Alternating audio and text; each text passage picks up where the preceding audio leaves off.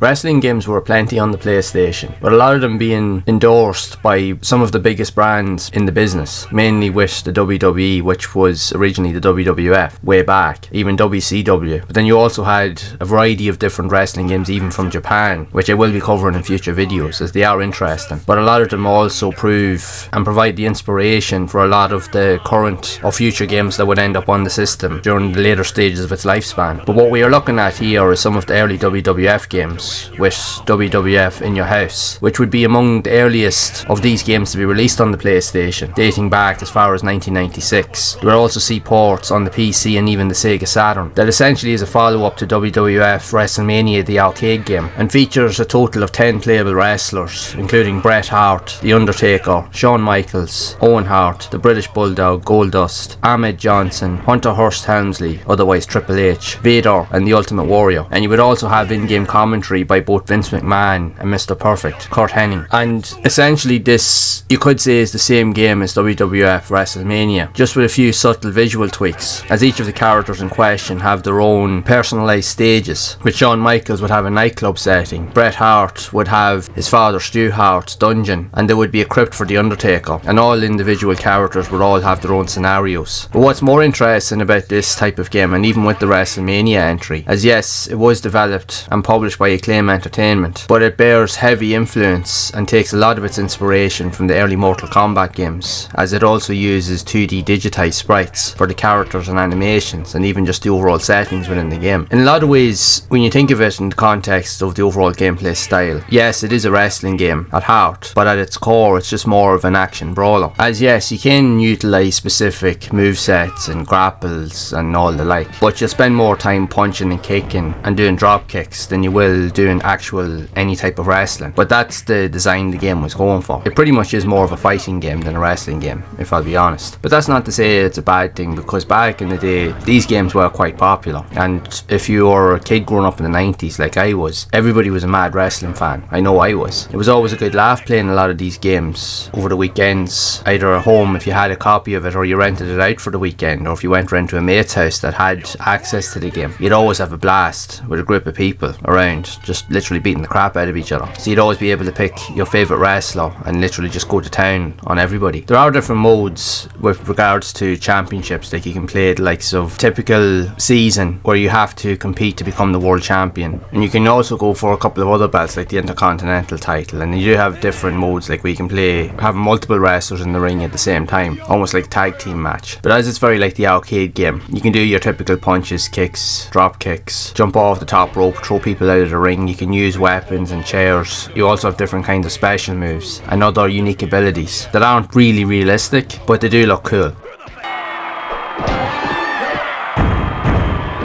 I've never seen anything like it!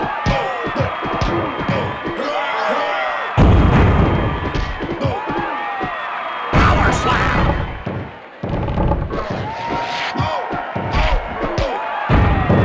Almost! All right!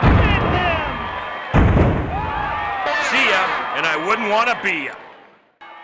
And then you do have also some of the sound effects and even some of the taunts from the wrestlers themselves, because they would have provided voiceover for the game. But it's very fast paced and frantic. If you've ever played any of the Mortal Kombat games from this generation, depending on the platform you played the game on, it can be really just hectic and just chaotic, and this is no different. Now, upon completing like the season with your preferred wrestler, once you've won all of the matches, which depending on the difficulty can be quite tricky to begin with, but it does get more familiar when you get used to the character's movesets, but it does become more difficult later on. But upon achieving victory, you'll not only win the belt, but then you'll be treated to the likes of the entrance sequence for each of those characters to end the game off. But yeah, it's just a product of its time. If you're a fan of these type of games during the 90s when you were kids, then this would have been one to have in your collection. It's a fun game and it's great to play in short bursts, but it is just chaotic. It's more button bashing than it is actual fighting. It's hard to base itself off a sense of strategy when it comes to using different movesets. It's literally just go all in and just try to bash buttons until you can beat the crap out of everybody until you win the fight, essentially. But it's still very cool, and for its time this would have been a very fun game. But it's great to look back on these old experiences just to see where these type of games would evolve into, and you would see that with later entries, even with other brands, with the likes of WCW, even ECW, and even games from Japan, where they would all move into 3D. And again, I will be covering a lot of them in future videos. But still, it's interesting, still fun, quirky, different, very different mind you. But I'd imagine, yeah, if you went back to say 1996, 1997 when this game was released, and if you were a fan of wrestling, this would have been one of the games to have for sure. But I'd love to know your thoughts of WWF in your house. What did you think of it back in the day? Did you own the game? Did you enjoy playing it and having a blast with your mates? If so, be sure to share it down in the comments below. And if you would like to see more content around more wrestling games that did release on the PlayStation, you can check out this next video right here. And as always, keep those gaming memories alive.